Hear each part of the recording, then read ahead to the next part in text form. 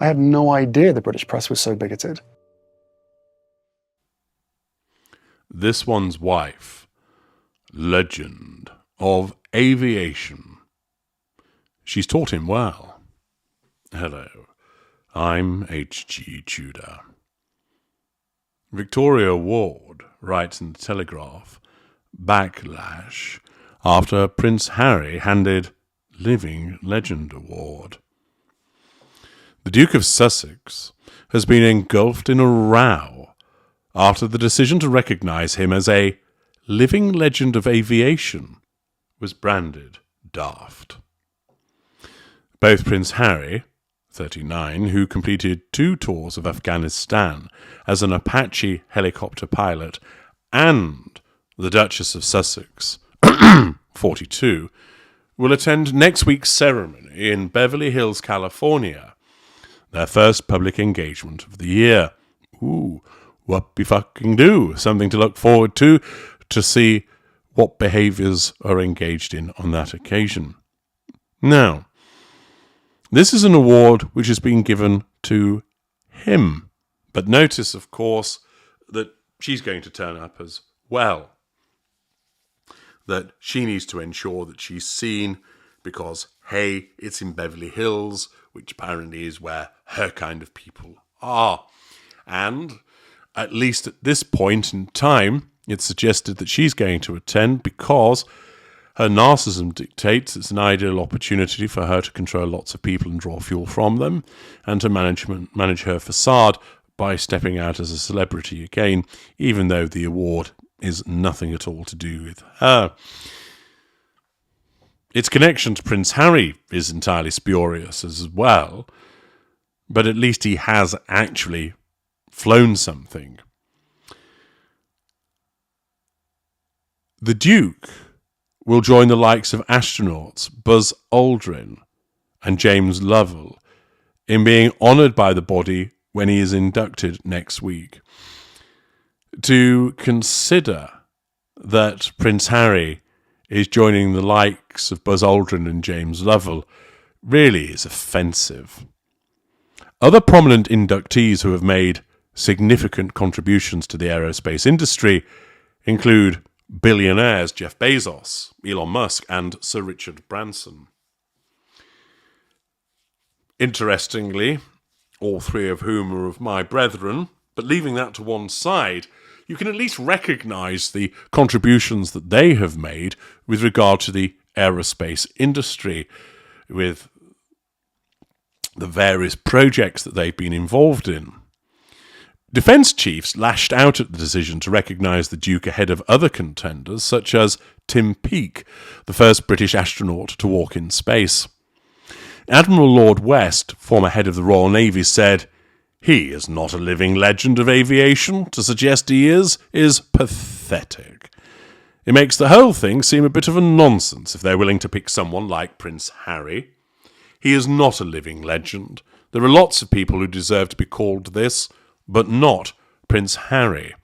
Admiral Lord West not mincing his words whatsoever. He continues, "I find it extraordinary he has been picked.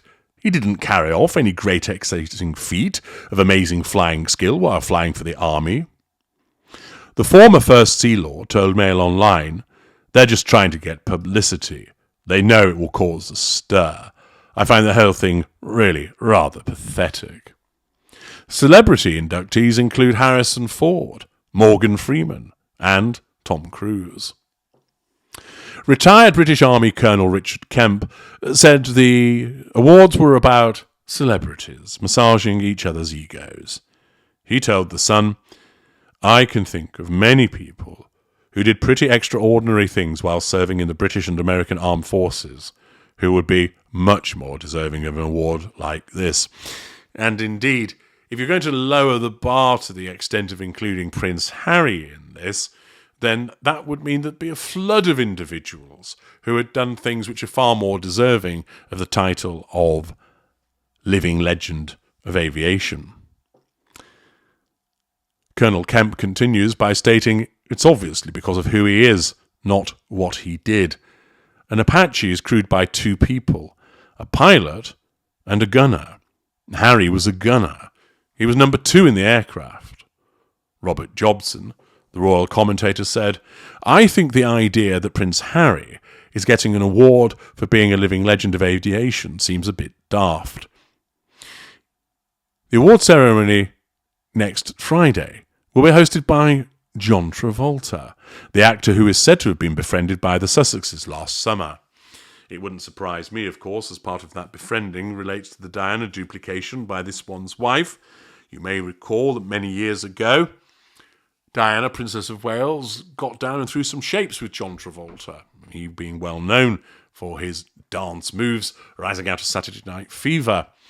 Is it the case that this one's wife at the awards ceremony is hoping to do the boogie with Mr. Travolta, emulating Diana? We'll have to wait and see. The Duke will be inducted alongside 3 others: Fred George, a US Navy pilot, Steve Hinton, a former world speed record holder, and Mark Parent, the chief executive of Canadian Aviation Simulation Company, CAE. He is hailed for being a British Army veteran and pilot with 10 years military service, saving the lives of Allied forces and civilians in Afghanistan, and creating the Invictus Games for wounded service personnel. Well, there are thousands of magnificent British Army veterans. There are numerous pilots with more than 10 years military service. There are many who have saved the lives of Allied forces and civilians in various war zones around the world. They may not have created the Invictus Games, but Harry didn't either. First of all, it was a duplication of the Warrior Games from the United States, and it was something basically that the royal establishment, the backroom boys, put together as a baby for him, and he's utilised it moving forward. Therefore, to suggest that these are the things that merit him being described as a living legend of aviation is pretty piss poor. Naturally, this is about the publicity that has been identified, and it's suggested that this is another Sussex-purchased award, which wouldn't be a surprise. Another attempt driven by the insatiable desire for attention. That this time it's Harry purchasing the award, having been taught well by his wife as to what to do to garner attention, to gain publicity as a consequence of purchasing an award and then creating a brouhaha as everybody says, living legend of aviation. He's hardly that. And of course, this one's wife piggybacks it all.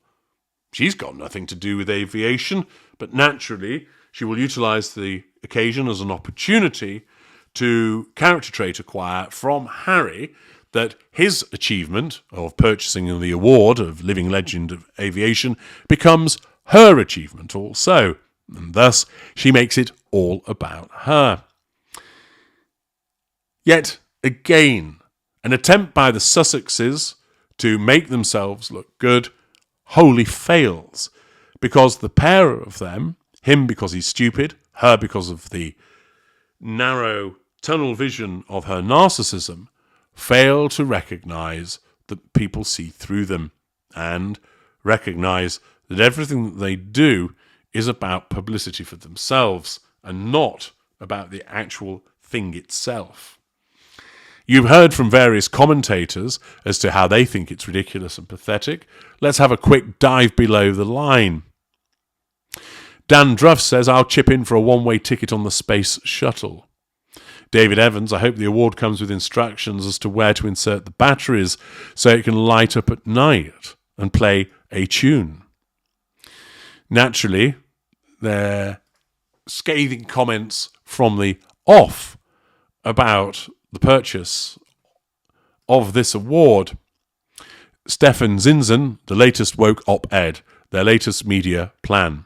Lance Milburn, "I feel sorry for Buzz Aldrin. What an insult to the great man who was not only the second human to walk on the moon, but wrote the book on the orbital rendezvous of spacecraft.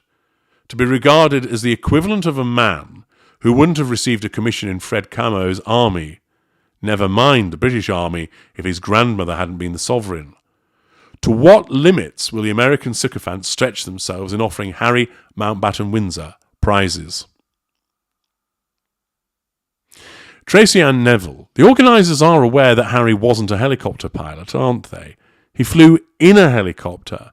He did not fly the helicopter." John Cooper. If Harry has only 1 gram of self-respect, he should decline this celebrity award on the grounds that there are true legends out there who will never be recognised. That is a valid observation, and there might have been an occasion when Harry would have done so, but not anymore, because he's so caught up in Celebrityville as a consequence of the endeavours of his wife that the fact is he's not going to do it. Indeed, Mac of Macca responds to that observation by saying he can't, she paid for it. Colette Brennan, this is a kick in the teeth for the real military pilots who did the job. Alison Williams, Buzz Lightyear is a more convincing candidate than the Prince of Winge. Surprise me. 10 years service as an officer in the army means an automatic promotion to captain, unless you achieve it earlier through deeds. In 2012, he failed his theory exam and had to have extra tuition to pass. Also that year, he had to go on an equality and diversity course because of his racist remarks to a fellow cadet. In 2017, a Labour MP, Emma Dent-Code, at a Labour Party conference stated that he had failed his pilot's course 3 or 4 times, and the information was from a reliable source. He was only allowed to be a co-pilot. He was a co-pilot and gunner in Afghanistan. There must have been a big donation to get him an award. What a foolish group to award it. Mark Lydiard. Prince Andrew was a helicopter pilot in the Falklands War. Are they going to welcome him in too? Tracy Neville. He'd be a more deserving candidate given that he can actually fly a helicopter. C. Callingham. Living legend for piloting a helicopter and bragging about killing 25 chess pieces as he described the enemy. I don't think so. His ex-comrades must be cringing. A new low for Hazza. V.E. Curry. As soon as I read a list of the others with whom Prince Harry will share the awards, I realised you only need to be a celebrity who has been in the army. This ceremony is a joke. Plenty of scathing comments, running to about 1,200 of them, all of which recognise that this is a ridiculous state of affairs, and once again demonstrates how far Harry has fallen, that he's been sucked into that celebrity ecosystem that his wife wishes to dominate, and that he, the ginger poodle that he is, has had his head turned to such an extent that he doesn't see how ridiculous this is, how pathetic it is to have paid for an award, and how instantly regrettable by anybody that has any kind of understanding of what a real legend of aviation is for him to be involved in this ceremony. Once again, activity on the part of the Sussexes, driven by her insatiable need for fuel, to manage that facade, to commandeer the characteristics and achievements of Harry, has resulted in them taking this step. And once again, immediate condemnation and ridicule. She will never learn, and he's incapable of doing so whilst he's caught in the fog of her control. I'm H.G. Tudor. Thank you for listening.